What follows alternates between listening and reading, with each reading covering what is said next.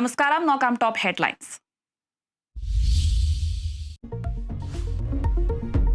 ശബരിമല സ്വർണ്ണപ്പാളി മോഷണ കേസിൽ ഉണ്ണികൃഷ്ണൻ പോറ്റിയെ ചോദ്യം ചെയ്യുന്നു. പോറ്റിയെ SIT കസ്റ്റഡിയിലെടുത്തത് വീട്ടിൽ നിന്ന്. ചോദ്യം ചെയ്യുന്നത് രഹസ്യ കേന്ദ്രത്തിലെന്ന് വിവരം.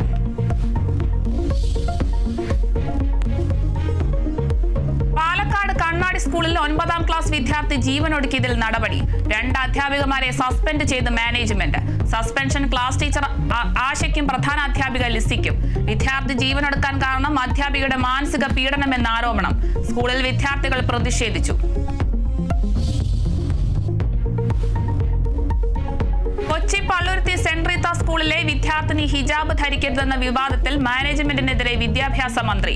സർക്കാരിനെ വെല്ലുവിളിക്കാൻ നോക്കേണ്ട. വിഷയം രാഷ്ട്രീയവത്കരിക്കാൻ മാനേജ്മെന്റ് ശ്രമിച്ചുവെന്നും വി ശിവൻകുട്ടി. ഹിജാബ് ധരിക്കാതെ എത്താമെന്ന സമ്മതപത്രം നൽകണമെന്ന നിലപാടിൽ ഉറച്ച സ്കൂൾ അധികൃതർ. കുട്ടി ഇന്നും സ്കൂളിലെത്തിയില്ല.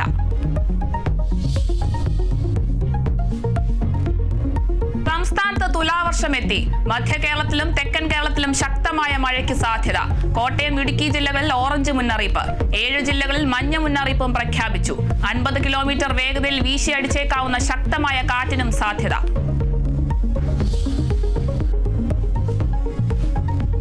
വീണ്ടും അവകാശവാദവുമായി അമേരിക്കൻ പ്രസിഡന്റ് ഡൊണാൾഡ് ട്രംപ്.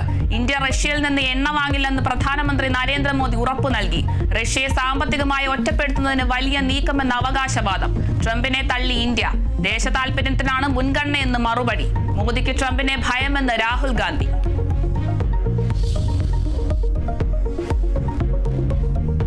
ശബരിമലയിലെ സ്വർണ്ണ മോഷണത്തിൽ ദേവസ്വം മുൻ പ്രസിഡന്റും കമ്മീഷണറുമായിരുന്ന N വാസുവിനെ ചോദ്യം ചെയ്തേക്കും.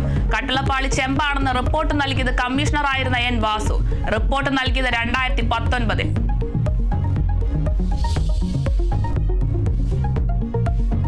പേരാമ്പ്രയിൽ സംഘർഷത്തിൽ കോൺഗ്രസ് പ്രവർത്തകർ സ്ഫോടക വസ്തു എറിഞ്ഞുവെന്ന വാദം തള്ളി കോൺഗ്രസ്. കൂടുതൽ ദൃശ്യങ്ങൾ പുറത്തുവിട്ടു. സ്ഫോടക വസ്തു എറിഞ്ഞത് പോലീസിന്റെ ഭാഗത്തുനിന്ന് DCC പ്രസിഡന്റ്. ഗ്രനേഡ് എറിഞ്ഞതിന് പിന്നാലെ സ്ഫോടക വസ്തു എറിഞ്ഞുവെന്നും പ്രവീൺ കുമാർ.